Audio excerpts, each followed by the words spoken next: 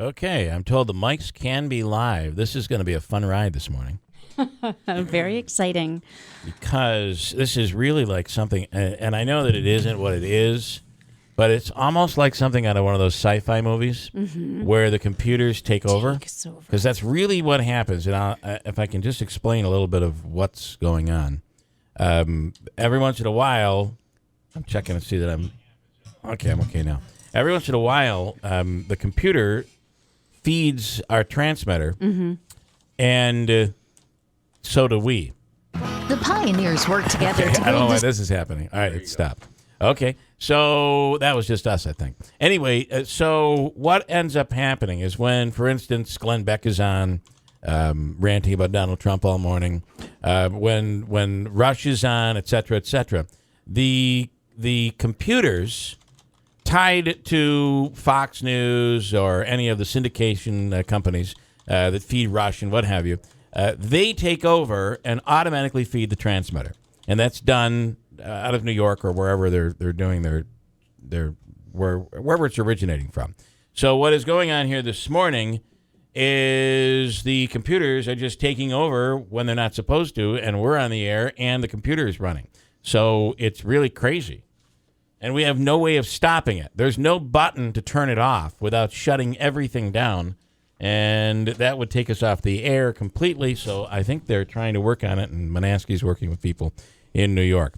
So we just kind of fly through this by the seat of our pants. You never know what's going to happen. Never. I will tell you that Fox News also puts out a porn radio show. Stop. And I hope that doesn't take over, because that could be really bad. Yeah, that's every 15 minutes. That is, yes. For that the children could be who are listening, it's really corn, bad. Right? We're getting ready to make some popcorn. And here is Tim Reed from the Boilermaker. Good morning, Tim. Tim, help. This has gone out of control. It has. And it's funny because I was saying to Manaski, listen, mistakes happen. Don't ever apologize. And meanwhile, as we're talking about it, we're playing three different things at the same time. It was kind of funny. All right. So a big announcement yesterday and overnight, and we're looking at some things from the past, like the flyover is coming back. Everybody loves that. Right. And, with World War II aircraft, so it's very patriotic. Nice. And, yeah. And then and then the addition of a Boilermaker wine. What is this?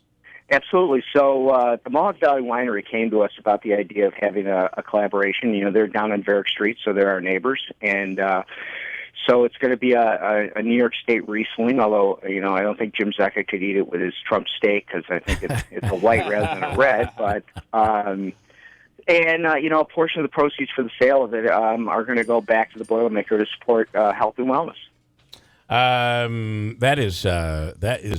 That's awesome. And yeah. So it's a Riesling, which is nice, and which you have a little chill to it when you're drinking it. But it's showing you how other businesses are kind of rallying, and have been for years, rallying around the Boilermaker. Right. It's a New York State wine, so it's we're a big New York State race, so it's Riesling and running. It's a natural combination. Yeah, and wine is good for you, Tim. Sometimes I'll be on the treadmill with the wine. Yeah, exactly. With the wine. We're looking for the introduction of a red to complement the white next year. Yeah, that could next year, absolutely. It's nice that they came this. I mean, I couldn't come up with something like that, so it's nice. That's good. Traditionally, the New York wines the red wines are not really good. However, that's changing, though. I said that when we took a trip out in Western New York recently, and they barked right down my throat. That is not true anymore. Our reds are as competitive as our whites now, so they say. Yeah, well, I think the problems with the reds traditionally was they were using grapes that were very similar to what you would see. It was kind of a Niagara. It's almost like the Welch's, yeah, like the ones or whatever. grapes. And they've introduced a lot of the ones that are growing now traditionally in California and France. I mean, it's a tougher climate to grow here than it is in, say, Napa Valley or in the Burgundy region. But they're doing a good job. I've always felt that New York red wines should be called NY Dog 2020, kind of named after the Mad Dog craze that went on in the 80s.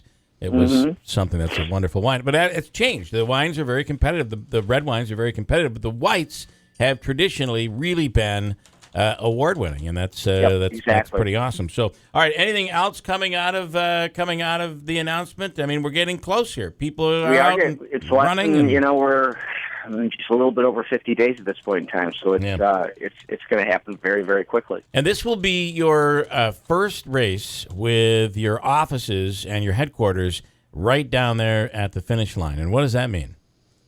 Well, what's very nice about it is the medical tent is positioned right next to where our building is, and so we can get the air conditioning down very, very low. So if there's a situation where we have to get somebody cooled pretty quickly, it's so much easier to put them in a building rather than being in the tent. Although the tent is air conditioned, it's just easier to do it in a brick structure. Yeah. So that is a very, very good thing, and for communications, for all those sorts of things, it's great. All right, Tim, and really, some of the stuff that you store over there, you don't have to carry as far now. So exactly, I mean, nice. all of our barriers, all of our tables, all of that, we can just get right out, a couple days before, and then just put it right back together again. Whereas in the earlier days, we had this stuff scattered probably over 4 areas of the city. Yeah. So, all right, good stuff, Tim Reed. Yeah. Thanks. Also, thank you very much. Okay. Unfortunately, no one heard this because Rush Limbaugh was talking while we were talking. Yeah.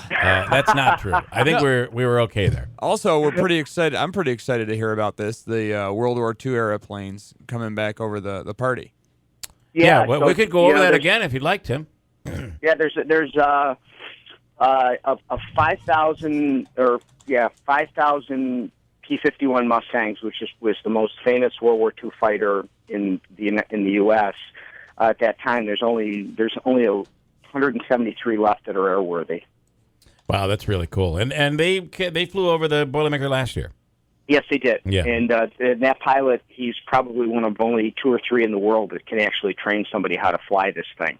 This is what you do when the Air Force comes down and says, "Hey, we're not gonna be able to do the flyover." So Tim and his crew get creative and come up with something cool like this. I think that's on your toes. Good thinking. Well, we tried to do the bells from the churches, but no one would listen, Bill. Yeah, churches from the bell, the church bells ringing. The church bell. Yeah. All right, Tim. Good stuff. Thanks. All right. Take it easy, guys. I wanted to go over this woman in Connecticut. This is what's beginning to happen on these. And we spoke to a woman on the air recently that was worried about because she felt, and she's transgender, but maybe not transgender, but she looks somewhat manly. Mm-hmm. And her fear was that when she goes into a ladies' room, that the women think she's a man, and it's a huge embarrassment. So she hates to use the bathroom because she looks kind of manly. It's exactly what happened in Connecticut. A woman went into a Walmart bathroom on Friday, but somebody thought she was a he who was transgender. Turns out her parts, she didn't expose them to the people when she walked in. She actually has female parts.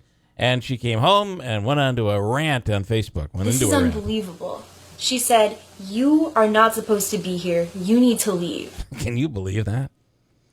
This is what is happening. This is a gigantic mess. We've opened up a can of worms that is just one didn't have to be big opened. mess. It didn't have to. Not the way it is happening right now. It's just nuts. 6:48. Here's Christine with an update. Good morning, Christine Bolino.